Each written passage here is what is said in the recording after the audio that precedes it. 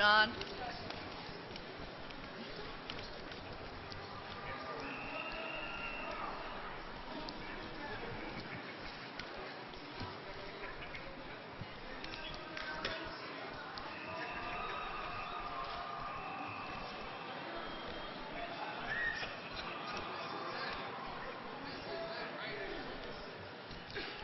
Good morning, one and all. For my Court of Appeals colleagues and for myself, I would like to welcome all of you on this magnificent day to Court of Appeals Hall and to our celebration of Law Day. And I'd like to begin by extending our sincere thanks to the fabulous Onteora Marching Band, especially to its director, Stephen Murphy, to its conductor, Maria Negron, for opening today's program with such zest and spirit. Each year, Law Day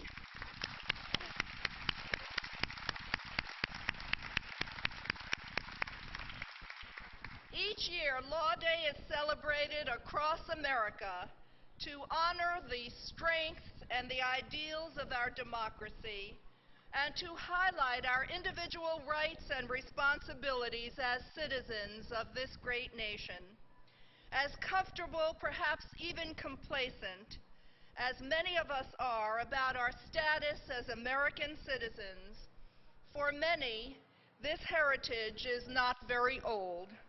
In fact, just this morning, right next door at the Albany County Courthouse, Presiding Justice Anthony Cardona and Administrative Judge Thomas Keegan presided over the naturalization of a group of new citizens in the presence of their family and friends. Happily, several of them agreed to join us to celebrate Law Day.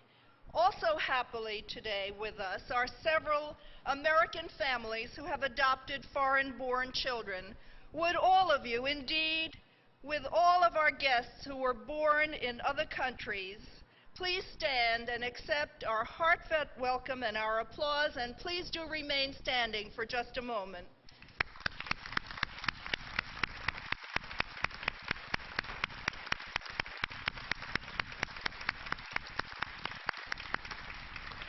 And next, I'd like to ask all those whose parents immigrated to America, please to stand, and again, remain standing for just a moment.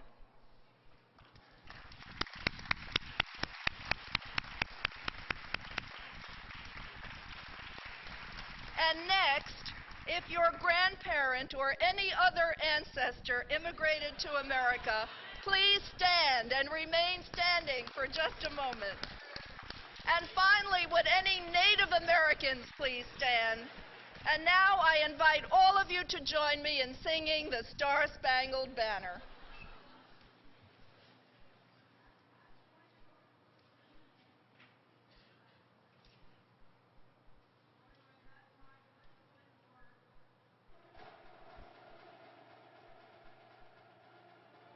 And can you sing of the dawn's early light, what so proudly we hailed at the twilight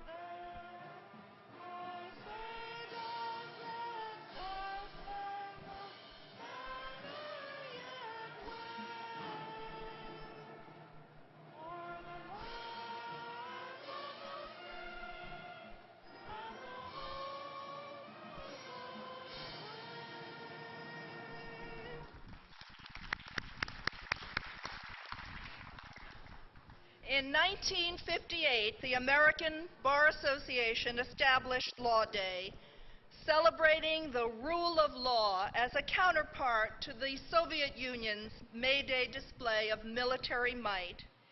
Each year, the Bar Association selects a theme that unifies Law Day celebrations throughout the nation.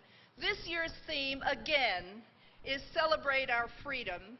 That is the essential message of Law Day. But this year's theme has a special new emphasis: protecting the best interests of our children.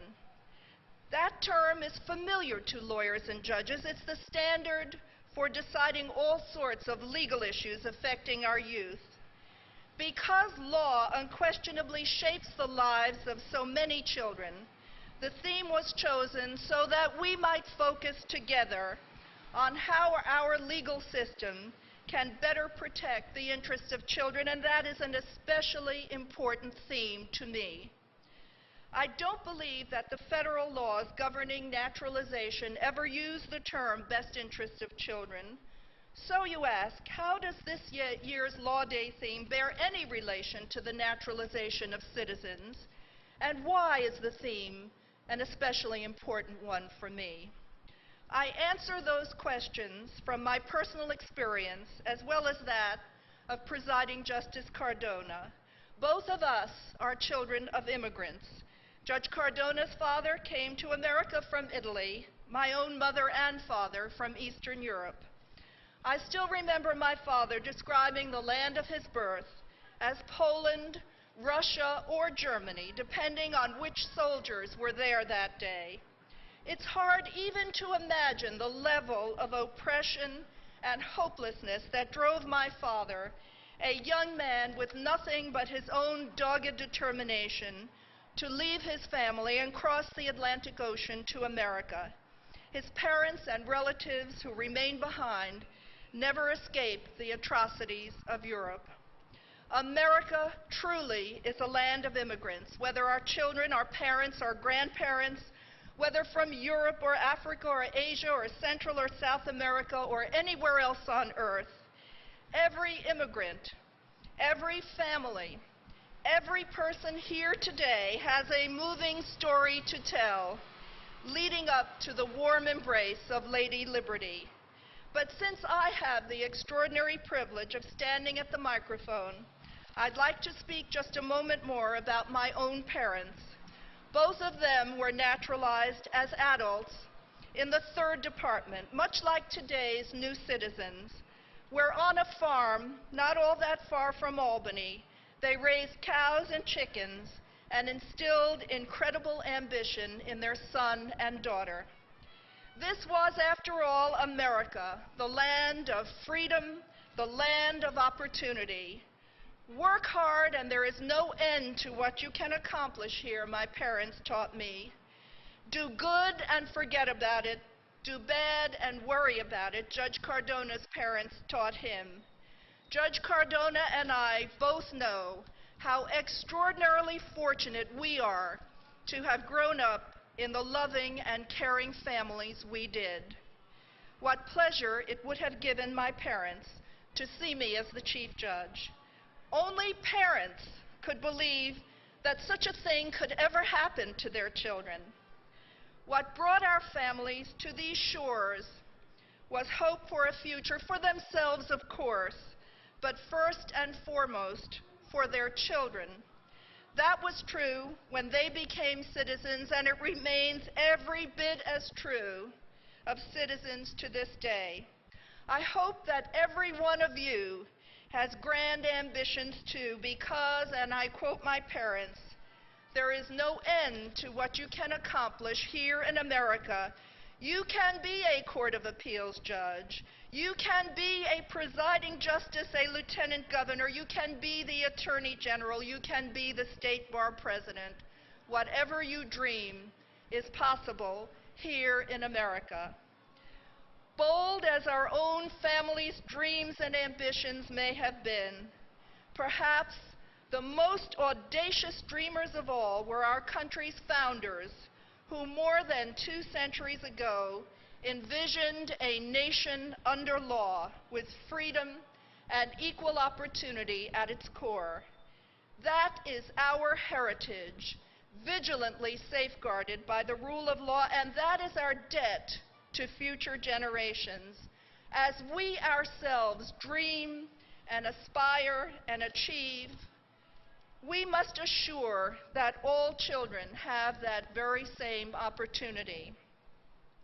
That debt we owe to future generations requires that we do all we can to secure our nation's ideals for our nation's children, that they have stable, caring homes to grow up in, as Judge Cardona and I had, that they enjoy the best possible physical and emotional health, and that they be educated and prepared to become productive members of society with their own chance to reach for the stars. Would that every single child had that opportunity. Today, all around us, we see children in need. They are in our courts, they are in our communities. Indeed, our fastest growing, most heartrending dockets are in the family courts. Hundreds of thousands of petitions filed annually concerning children in distress, unthinkable tales of abuse and neglect and family dysfunction. I feel especially proud of our family courts, many of them throughout New York State having declared today Adoption Day so they can move children speedily to permanency, and of the many, many innovations within the courts to improve the lives of children. Every single one of us can help children in need by joining in efforts to promote literacy and good health, by strengthening neighborhood services for children, by assisting youth bureaus, family services, and other such programs, by becoming foster parents or mentors or CASA volunteers, by making a difference in the life of one child or many children. Every one of us can help by pressing for an increase in assigned counsel fees so that litigants who cannot afford to retain lawyers for essential representation in family and criminal court can get the help it is their right to have.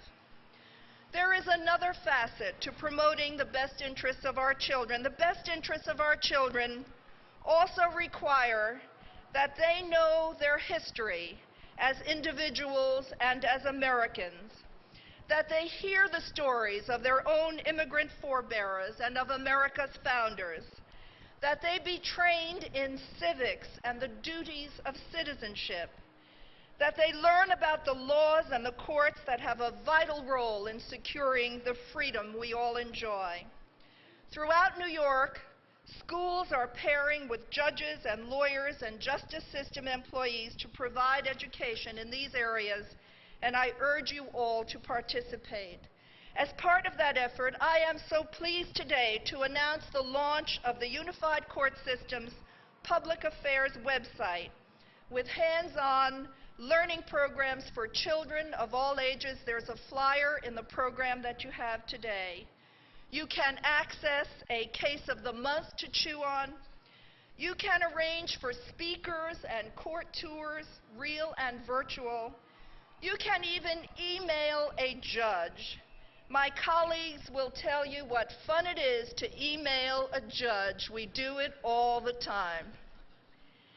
I want to close my own remarks by relating a remarkable incident that occurred just Saturday morning back in my home in New York City, as I was thinking hard about how I should conclude my Law Day message.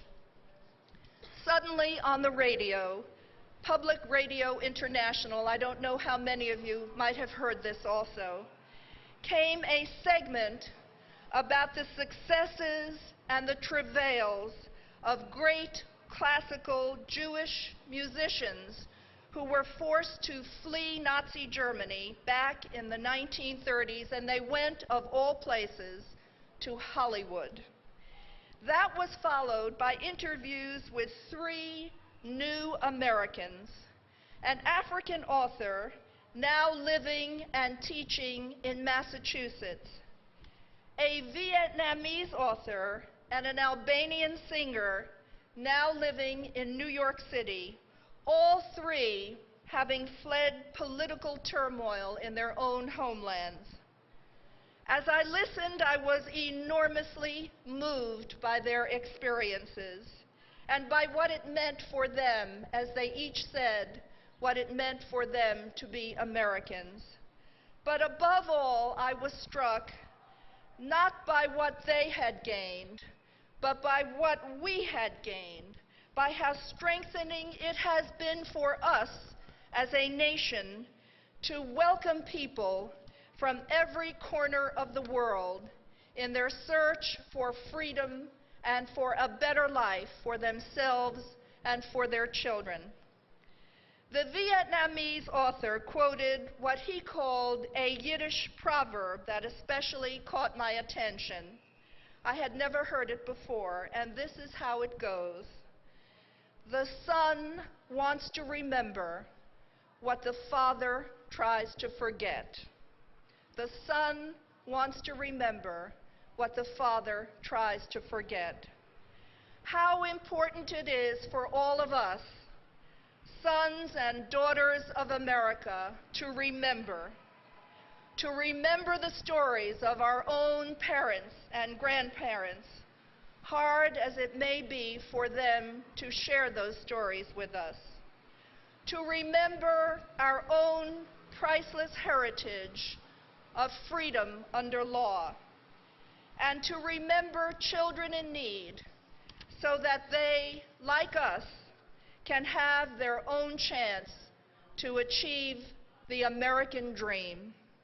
I know of no better way to assure that the freedoms we celebrate today will thrive and flourish. And thank you so much for your attention.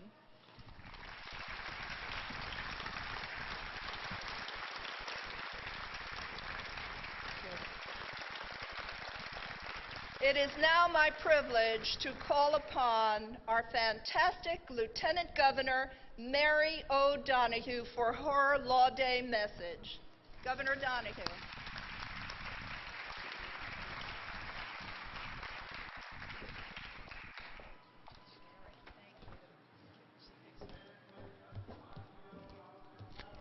Good morning.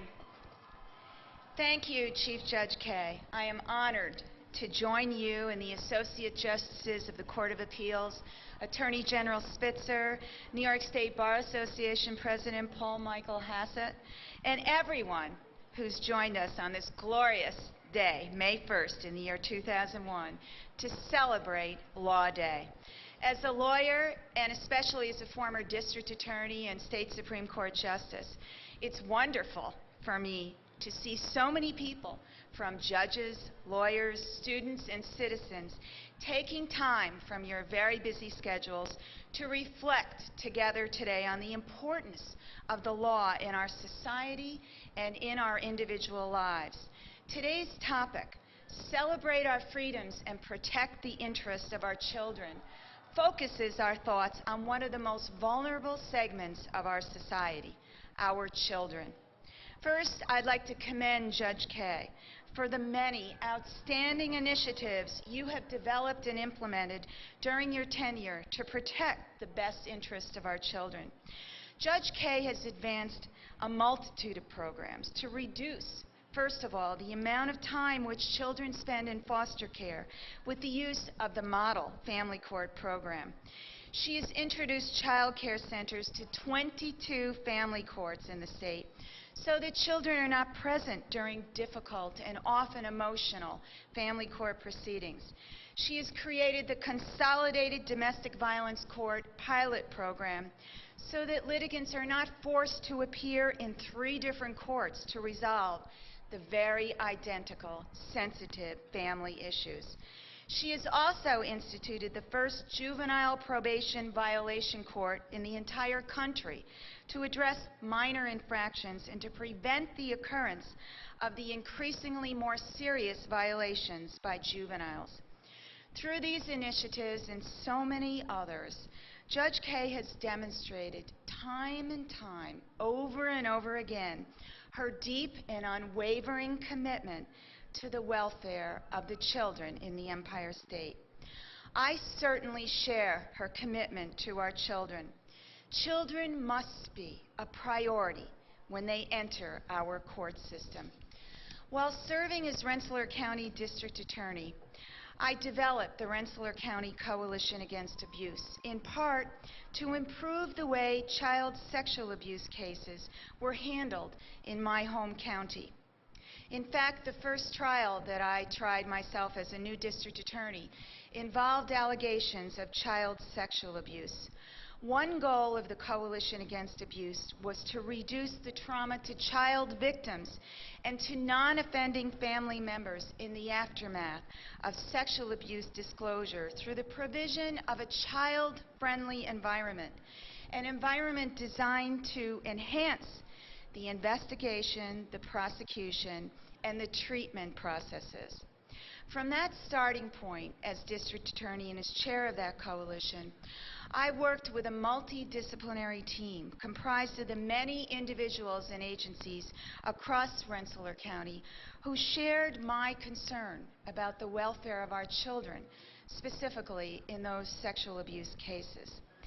As a result of that initiative, we developed the Sexual Trauma and Recovery Team, now better known as START, which initiated a child center in Rensselaer County. That center now continues to do an outstanding job in reducing trauma to child victims and to those non-offending family members in the aftermath of sexual abuse disclosure within the confines of a child-friendly environment that's designed to enhance the investigation, the prosecution, and the long-term dealings with that child and with that entire family. The center is operated as it should be by a multidisciplinary team of those professionals and agencies whose mission is to provide a non-threatening, child-focused environment in which the dealings in those child sexual abuse cases can be conducted in the most productive and fruitful manner to achieve justice, while at the same time the child involved does not have to repeat that story, repeat those allegations ad infinitum to a series of individual components in the system. The system should be unified and work together for the child, not the other way around. It is so crucial, ladies and gentlemen, that we take every necessary step to protect our children as they represent for each of us the past, the present, as well as the future. When we look into those young eyes, we often think of the past as we contemplate the lives of the parents, the grandparents, and the many other ancestors, some of whom we've reflected upon this morning through Judge Kay's presentation.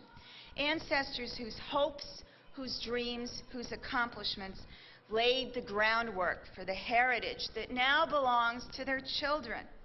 We also see in those children the present, the individuals that they are, and the experience that they have and have already had during their short lives, experiences which, for good or for bad, will shape their view of the world. Most importantly, however, we see in our children, in all the children, the future, a future full of opportunity, rich with promise, and limitless in its potential to enable those children to achieve their individual dreams and to enjoy fulfilling, joyous, and meaningful lives. This is the hope and the vision that parents have for their children. Our children are the promise of a new tomorrow. With the dawning of each generation, our world, indeed our society, is reconstituted according to the beliefs and the ideals of the leaders of that new age. Each generation, whether it be the baby boomers, the baby busters, the me generation, or Generation X, will make a lasting impression on the world, forever changing history with their works of art, their writings, their political theories, their music, their culture, and above all, their system of values. Regardless of their ability to fundamentally alter history, however, no generation will ever come of age in isolation from the generation preceding it. Each and every one of us has been affected by the values and by the ideals of our parents, our grandparents, our great-grandparents, and others who have come before us. And we, each of us, will have a profound impact on the generations of people who will follow us.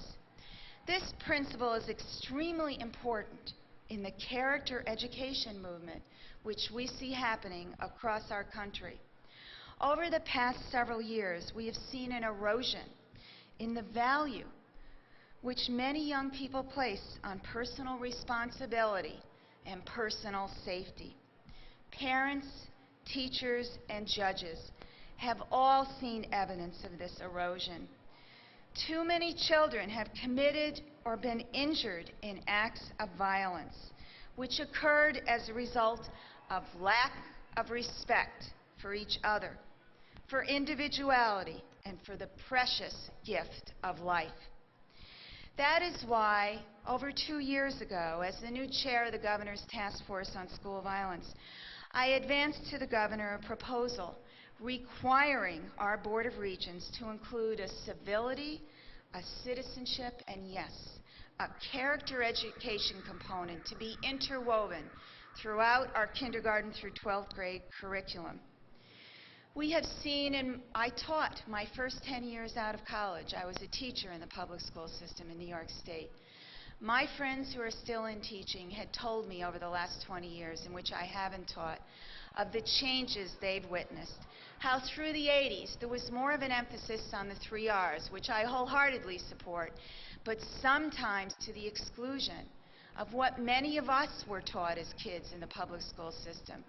The exclusion of teaching of values, of respect for individual differences. And haven't we seen in the last 20 years the slippery slope that we have gone down in not emphasizing that to any degree in our society, in our public schools, as much as it had been emphasized in previous years? Schools must educate the whole individual, the mind as well as the heart, or we risk producing menaces to our society. The character education curriculum, which is now mandated across New York State as a result of the governor's signing of the SAVE legislation last summer, will give each student instruction in the principles of honesty, tolerance, personal responsibility, respect for others, observance of laws and rules, courtesy, dignity, and other traits which we believe and we're confident will enhance the quality of their experiences in the classroom as well as their experiences in life and their contributions to their communities. Since chairing that task force on school violence, I've addressed thousands of students across our state on the importance of civility, citizenship, and character education. I believe that each and every one of you here today can help the next generation become the best they can be. Whether you're a parent, a teacher, a volunteer, a community leader, a judge, a law guardian, or an ordinary citizen, in your neighborhood, you can make this world a better place, as well as in your profession, on behalf of our most precious resource, our children. These children deserve to live and grow in a society which respects individual differences and which encourages the expression of freedom while demanding at the same time personal responsibility and accountability for the decisions and actions which flow from that freedom. It is incumbent upon each and every one of us to demonstrate in our words and in our actions the virtues of respect, responsibility, honesty, diligence, courage, and self-control. Virtues like these are considered good human qualities, good for the individual, good for the community, and good for the future of our society. Upholding these virtues will teach children to respect individual differences, a key the governor and I believe in upholding and to maintaining peace in our society, peace in our neighborhoods, and peace in our schools. Indeed, our country was founded on those very principles. Our forefathers and foremothers came in droves, particularly here.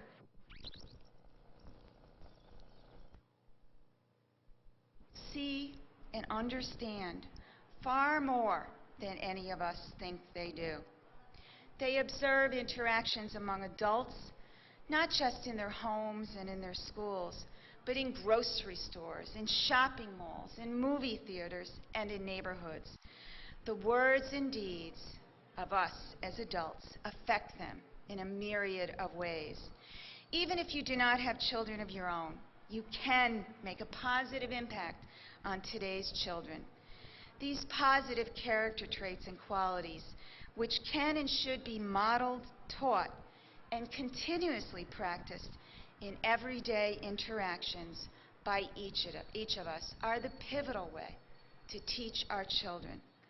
We can no longer tolerate school, home, and work environments where intolerant behavior, disrespect, fighting, or dishonesty are regular features of the interaction between individuals. We must work together to rid our society of these destructive social behaviors and to teach our children the importance of positive interaction, tolerance, and yes, the very basic tenet of the United States of America, respect for others, respect for the individual and those individual differences. The best interest of our children, indeed, of their future success, depends on that. Today and throughout the entire year, let us definitely celebrate our freedom and the ideals upon which our democracy was founded. Let us impress further upon our children the importance of good character, and let us, each of us, demonstrate our character, our respect for each other, our honesty, our integrity in all of our words and our deeds. Congratulations on a wonderful Law Day already. Have a great day and a very successful year to each and every one of you.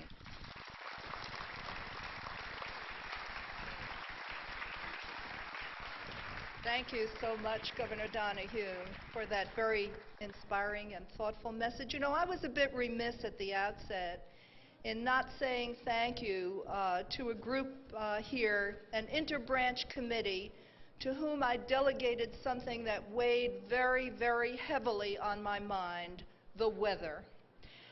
So I appointed a committee of people I knew could accomplish things, starting, of course, with my Court of Appeals colleagues who can do everything superbly. Then with the magnificent judges and justices of the Third Department, our administrative judges, our family court judges, our really outstanding judges. They were part of my judicial branch representation. From the legislature, I look to our friend Senator Lack, the head of the Senate Judiciary Committee. And from the executive, of course, I turn to my neighbor, Mayor Jennings, a can-do person, to the Attorney General, Elliot Spitzer, and to the Solicitor General, Preeta Bansal. And I say I was remiss at the outset, and I just want to thank you all. You delivered so well. You deserve all of our thanks for this great weather.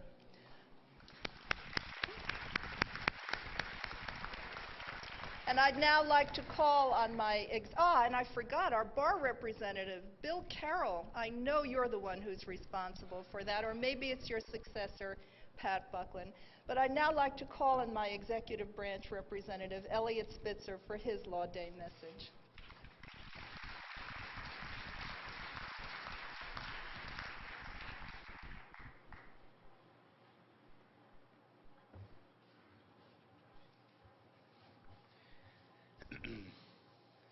Thank you, Chief Judge Kaye, for your warm introduction. Good morning to all. I will say I've been in Albany long enough to learn to take credit for things for which I have absolutely nothing to do, and so I will bask in your very kindly giving even a small portion of the credit for the weather to the Attorney General's office. And I know I can speak for our Solicitor General on that score as well. I want to express my profound admiration to you and the members of the Court of Appeals. Under your leadership, this court continues to define the standard for integrity and excellence in jurisprudence. New York can truly pride itself on having the finest state court of appeals in the entire nation. The laws of this state and nation are the rules that we as a society have chosen to live by. By celebrating Law Day, we reaffirm our commitment as custodians of the law to maintain the fairness of the rule of law. Although at first glance this would appear to be an easy task, simply applying the same laws in the same manner over time, the circumstances in which the laws must be applied are changing constantly, and thus the law itself must become a dynamic entity. The evolution of law as society changes has been an integral part of the history of this great court. Principles of tort liability, for instance, have expanded or not expanded based upon emerging technologies that presented new problems for the courts to confront. The need for dynamism in the law is especially true in the area of technology. Changes in computer and information technology are occurring at an ever-accelerating pace, and how the law deals with these changes will affect how we govern, how we work, how we educate our citizens, and how, ultimately, we prepare the coming generation, our children, to take their place in our society. In recent years, the greatest technological leaps have occurred in the realm of information technology, creating an exponential increase in both access to information and our capacity to store, harness, and digest that information. Advances in computer technology and the advent of the internet have changed many aspects of our lives and have fundamentally altered the legal landscape. Every day we open the newspapers and read articles describing how lawyers and courts are struggling to adapt to the ever-changing technological environment, whether it is the Microsoft case and our antitrust laws, or the Napster case and intellectual property. What is perhaps most astonishing is that the rate of technological advance is itself accelerating. Consider this timeline. Scribes were the fundamental means of copying and disseminating information for centuries, until the creation of the Gutenberg press in the mid-1400s. For centuries thereafter, the printing press dominated, until the copying machine arrived in the 1960s.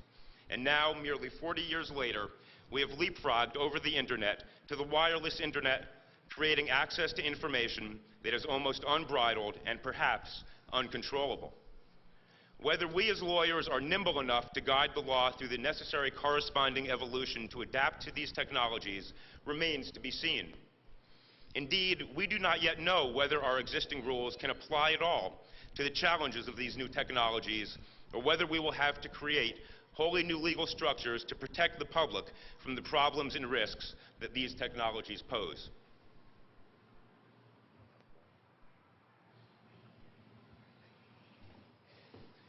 Some of the problems created by the most recent explosion of technology are, of course, not new. For a society that values the inherent right to privacy, the so-called right to be left alone, new technologies pose problems that were foreshadowed by earlier technological advances.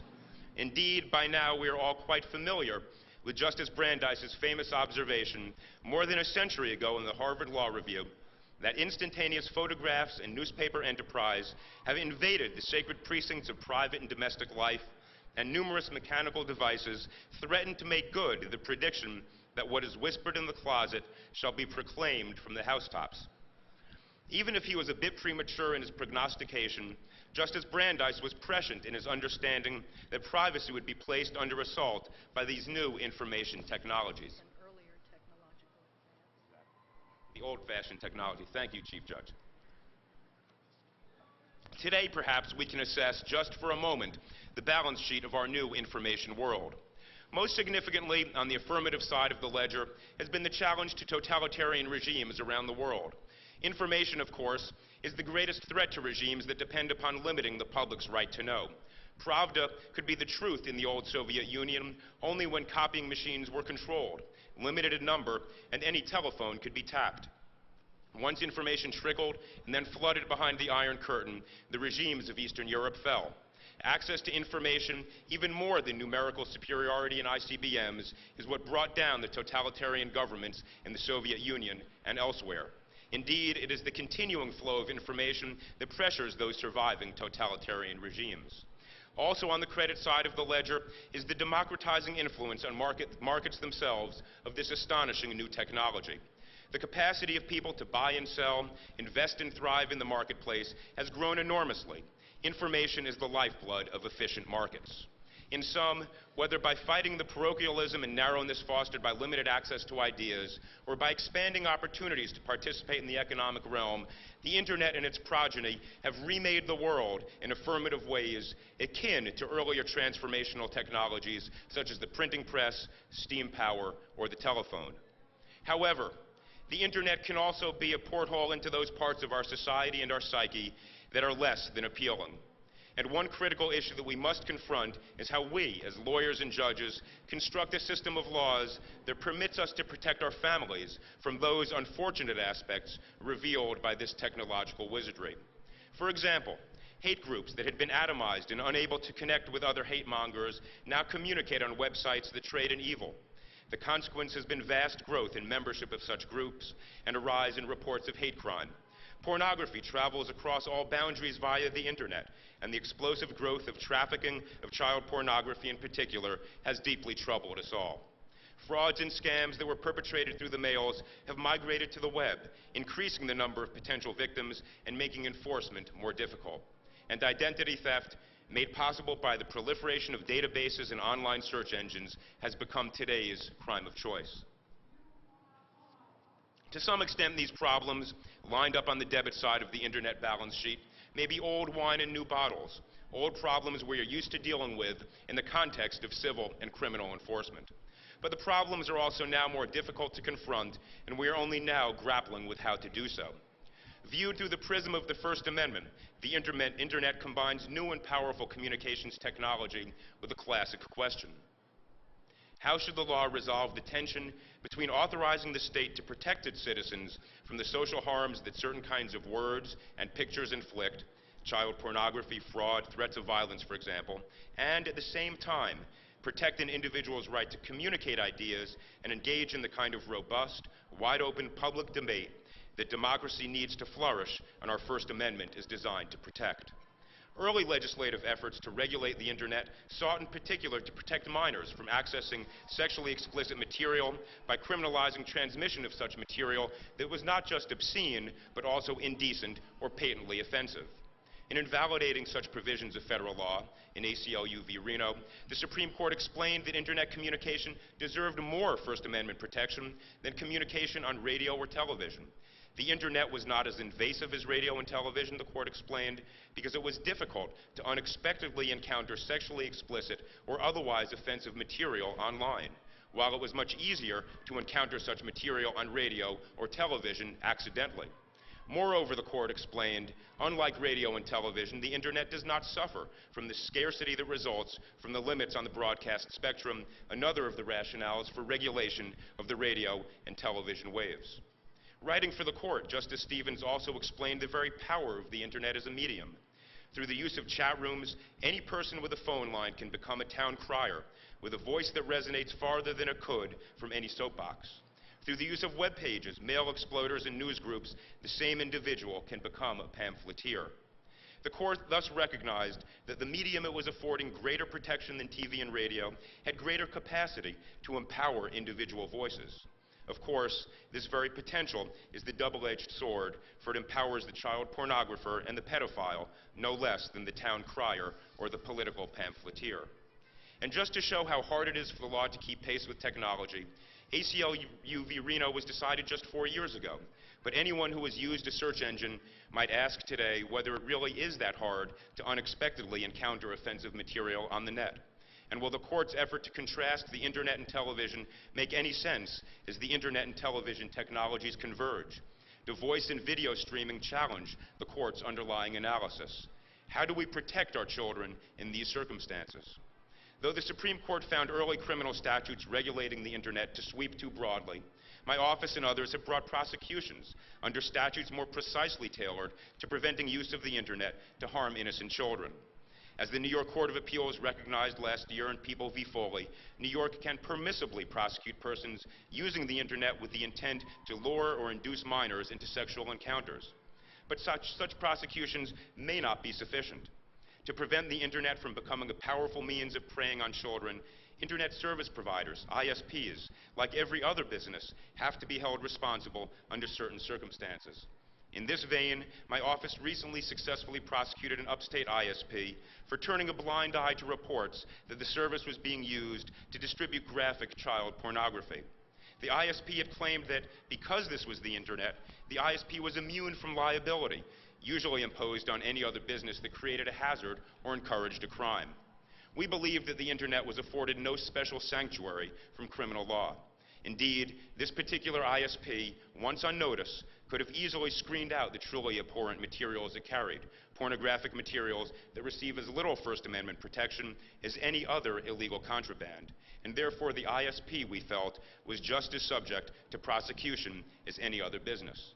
The ISP entered a guilty plea just recently. Consider as well recent efforts to impose a civil liability for what some perceive to be hate-based speech that is posted online. In 1996, an anti-choice organization published on a website the pictures, names, and addresses of doctors who performed reproductive services, as well as the names of reproductive health clinic employees.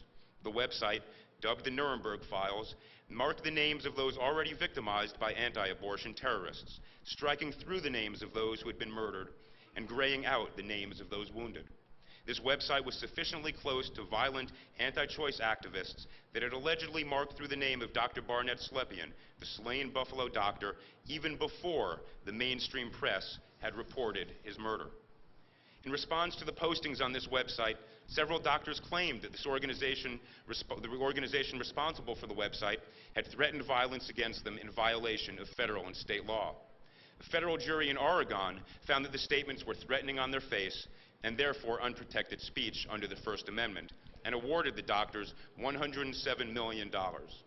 The Ninth Circuit just recently reversed. While acknowledging that the website robbed the doctors of their anonymity and gave violent anti-choice activists the information to find them, the court found the statements were not explicit or implicit threats, but political expression that, though hyperbolic, was protected by the First Amendment. What emerges then is an ongoing tension as we try to mediate between the enormous good that flows from the technology exploding around us and the risks posed to us and our children by unfiltered access to a new medium of communication. The omnipresent nature of the Internet was driven home to me last December when I was deep in the rainforest in Costa Rica, hoping to show my 3 young daughters a different, disconnected part of the world. As we passed a hut thatched and held together by mud, I could not imagine a more perfect demonstration of a differing life experience than theirs. But for the satellite dish on top of the roof and a fellow in front tapping on his laptop. Was he trading stocks or penning a political message, or was he participating in ongoing illegality? The conundrum we face is that technology has made all of these pursuits easier, and as lawyers, judges, and guardians of the law, we will continue to face the tension between the affirmative and negative consequences of technology at an accelerating pace. Our challenge is to ensure that the law can be as revolutionary as technology. Thank you very much.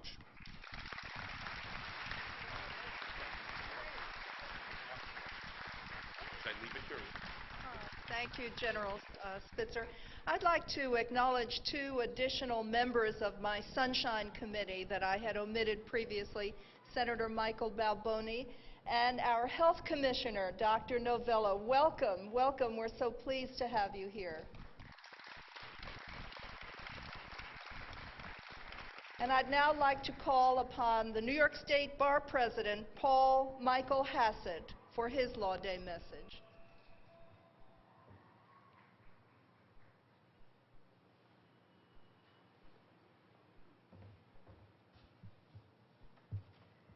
Thank you very much, Chief Judge Kaye. I very much appreciate the opportunity to be here today in such august company on such an important occasion, Law Day 2001. The idea of a Law Day celebration in the United States originated with Charles S. Rhine, the president of the American Bar Association in 1957. And the first Law Day was established by President Eisenhower in 1958. In his remarks announcing this event, he said that the American people should remember with pride and vigilantly guard the great heritage of liberty, justice, and equality under law. A few years later, in 1961, a joint resolution of Congress designated the 1st of May as the annual occasion for rededication to the ideals of equality and justice under law. Although the phrase rule of law is a relatively recent vintage, it is that concept which usually comes to mind when we reflect on the ideals of equality and justice under law. In a recent essay published in conjunction with the American Bar Association meeting in London last summer, Supreme Court Justice Anthony Kennedy said that the rule of law, as it has evolved in the Anglo-American legal tradition and in Western democracies, has at least 3 essential components. First, the government itself is bound by the law. Second, the laws have equal application to all persons. And third, the law must secure and protect those individual rights and freedoms which are inherent in the personality and dignity of humankind. And in the conclusion to his essay, Justice Kennedy cautioned, we must not be complacent about allegiance, however. Complacency is the enemy of liberty. Allegiance to the rule of law and to the freedom it secures is not some genetic mechanism or inherited trait. It rises from our commitment to understanding law's principles and structure, to discovering the causes of injustice and seeking their correction within the democratic process, and to teaching our whole legal tradition to the succeeding generation. Those who will be the new trustees of our legal tradition must be taught that law is enduring, for it expresses our humanity. Yet law is fragile, for it depends upon fallible humans to preserve and transmit it. Our dedication to the rule of law and to the principles which it embodies has, over the years since Law Day was first instituted, ensured a growing commitment of Americans to individual liberties and to the role of the courts as the guardian of those liberties. An almost universal acceptance of these concepts over the last few decades may indeed encourage us to become complacent about the importance of individual liberties and their prominence in American society, and ignore Justice Kennedy's warning that complacency is the enemy of liberty. It is easy to forget that the threat to individual liberty may be quite subtle and may masquerade as a concern for some other and equally important principle of our society. The theme of this day's Law Day celebration, as Chief Judge Kaye has reminded us, is protecting the best interests of our children who, in the words of Justice Kennedy, will be the new trustees of our legal tradition. And children have been very much in the news in a most unfortunate way over the past 2 years. The widespread and very real concern over school safety in the wake of the unfortunate incidents beginning in Columbine and continuing today has led to universal concern among elementary and secondary school educators about the very real threat of violence, almost unheard of only a few years ago. In response to this threat, most school districts have enacted what are commonly known as zero-tolerance policies which require that all perceived threats to the safety of the schoolroom be taken most seriously, and that those responsible be disciplined promptly and severely. And certainly when the danger of violence is clear and unmistakable, prompt action by both school authorities and the criminal justice system are appropriate and justified. But recently, several incidents have been reported in which students have been charged with crimes, and in some cases serious crimes, for what appears to be pure speech. In many of these cases, the subject matter of the speech is serious, and in some cases troubling, and in others perhaps less so. In fact, in some cases, the remarks appear to have been made in an even jocular fashion, and the news reports of these incidents do not suggest that the words were accompanied by any element which would take the statements out of the category of protected speech. I am concerned that our reaction to this crisis, fueled by fear of the consequences and by legitimate concern for the safety of students and teachers alike, has come into conflict with that very other important societal objective, protection of individual rights and liberties. School administrators charged with the responsibility for ensuring safety are reluctant, even unwilling, to resolve that conflict on the side of individual liberty. And yet these students, many of them barely into their teens, are at an age when their intellectual and emotional growth is in large part dependent upon questioning what they are told by their parents and teachers, exploring the limits of their academic and social environment, and enjoying the freedom to make mistakes and to profit from them. In fact, the real answer to the containment of violence in our schools may very well require more freedom and not less. In a recent syndicated column, George Will, in writing about balancing values, remarked that it is inappropriate to try to make automobiles as safe as possible. He said, automobiles designed to sacrifice all other values to that of safety would have a maximum speed of perhaps 15 miles per hour. Reasonable people do not talk about subordinating all values to any single value, be it safety, health, freedom, virtue, even justice. Balancing competing values is inevitable.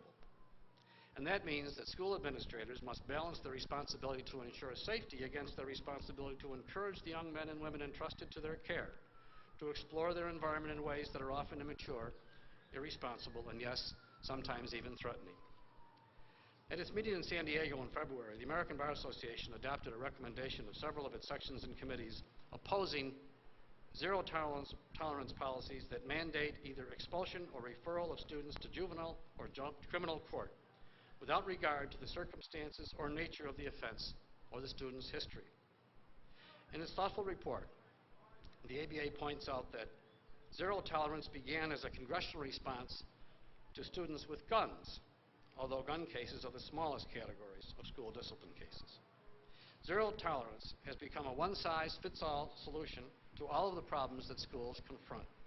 It has redefined students as criminals with unfortunate consequences. The ABA concluded that zero-tolerance policies are inherently unfair and that even children can discern the difference between being treated equally and being treated fairly. When examined closely, zero tolerance turns out to have very little to do with tolerance and everything to do with mandatory punishment. We have had considerable experience with mandatory punishment here in New York State and in the federal system.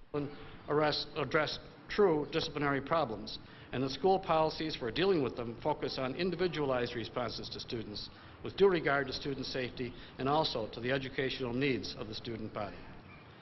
I am aware that school disciplinary procedures operate under a far different standard than does our criminal justice system.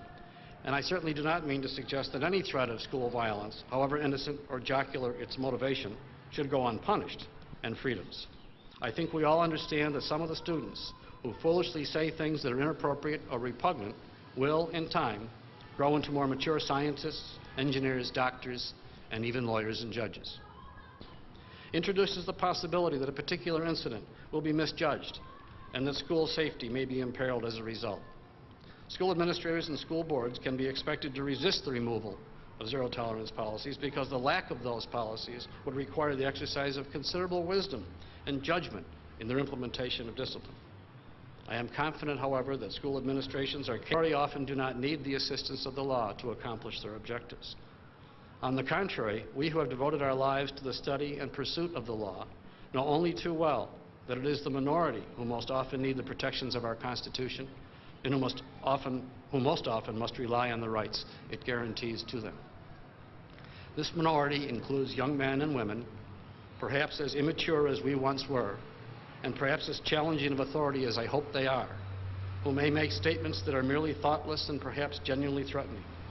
But the true meaning of freedom of speech is that the range of human ideas includes some that are patently silly, and some that are thoughtless, and even some that are troubling. And the meaning of Law Day encompasses our respect for and devotion to the rule of law, which depends upon, again in the words of Justice Kennedy, fallible humans to preserve and transmit it. Thank you.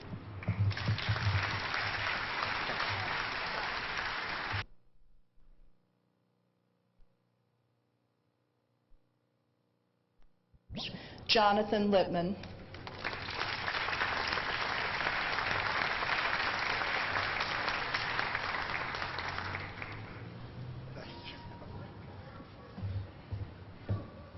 Certainly infallible with the role that I have to perform today, which is my delight and pleasure to present this year's Merit Performance Awards. Each year on Law Day, we honor the men and women of the court system whose dedication to the courts and the public we serve enhances the quality of our judicial system. This year, I am truly privileged to recognize 4 individuals for the many special contributions they have made to the courts, their communities, and their fellow citizens. In their daily activities, in and out of the workplace, they demonstrate that the ideal of public service remains alive and well in the unified court system. For so splendidly representing the public spirit of the entire court workforce, I am very proud to present each of them with the court system's 2001 Merit Performance Awards. When I call your name, please come up. The first recipient is Sean A. Fagan, Secretary, Buffalo City Court.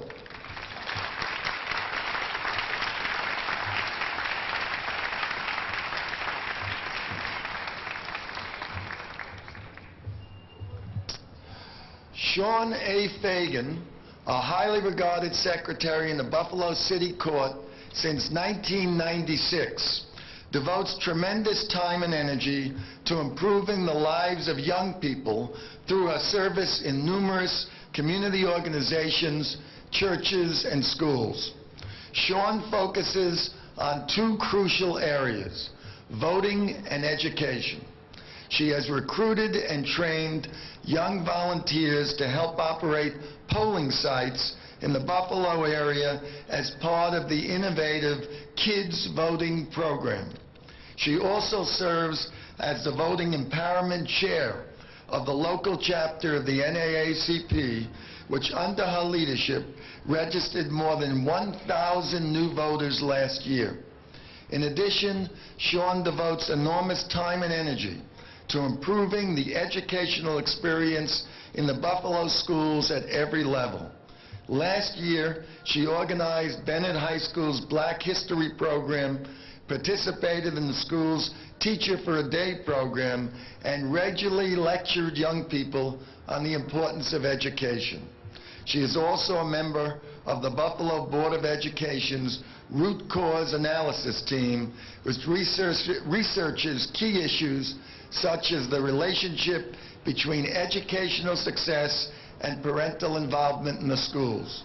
For reaching out to countless young people and making a positive impact on their lives, we are pleased to honor Sean Fagan with a 2001 Merit Performance Award for Community Service and Humanitarian Pursuits.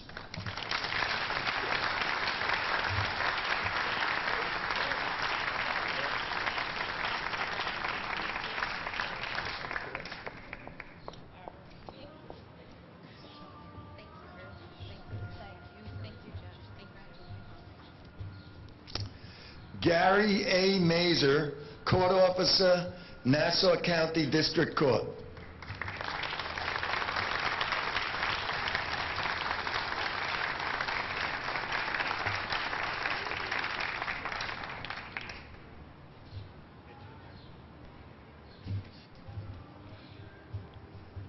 Gary Mazer, a respected popular court officer at the Nassau County District Court for the past 11 years, has spent a good part of his life volunteering. A volunteer for the Mineola Fire Department since 1976, Gary rose through the ranks to become chief of the department and is responsible today for over 100 firefighters and support staff. Under Gary's leadership, the department has been extremely successful in reaching out to teens and involving them in community service activities through the Junior Firefighters Program. This program, which has seen a 6-fold increase in recruitment during Gary's tenure, trains youngsters from 14 to 18 years of age in all aspects of firefighting. Just as importantly, the program provides the basis for instilling a strong sense of community spirit in dozens of local teens. Thanks to Gary, the young people get involved in organizing fundraisers, hosting dinners for seniors, collecting food for local soup kitchens and homeless shelters, and shoveling snow and helping seniors get through winter storms. Each holiday season, the department launches Operation Santa, with dozens of firefighters, young and old, donning Santa's garb and traveling door to door to bring gifts and holiday spirit to hundreds of kids. For his tireless devotion to promoting civic involvement among the young, we are pleased to present Gary Meza with a Merit Performance Award for community service and humanitarian pursuits.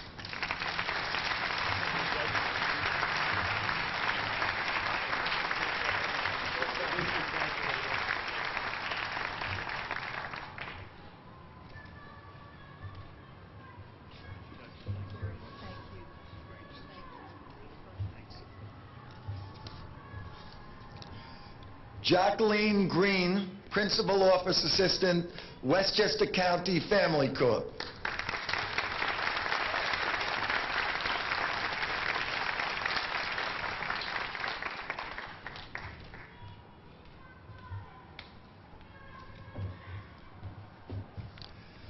Family cases often pose great challenges for the courts.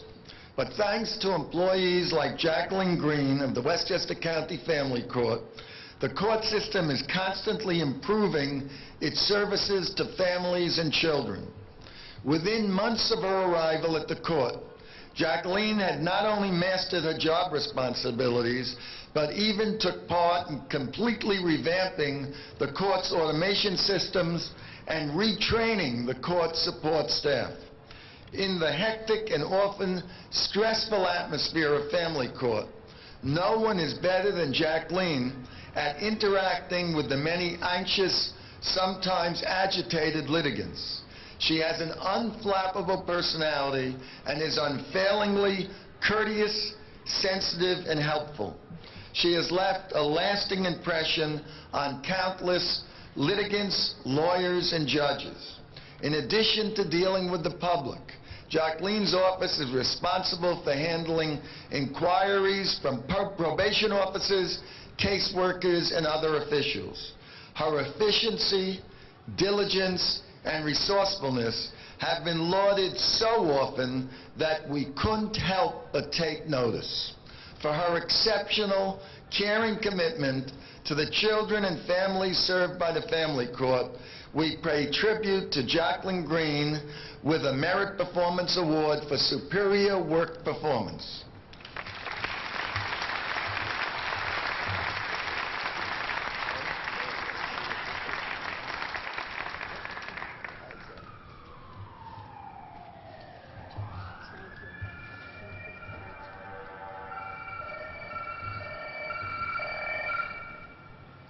Michael Mitchell S. Wallace, Court Officer, Queens Family Court.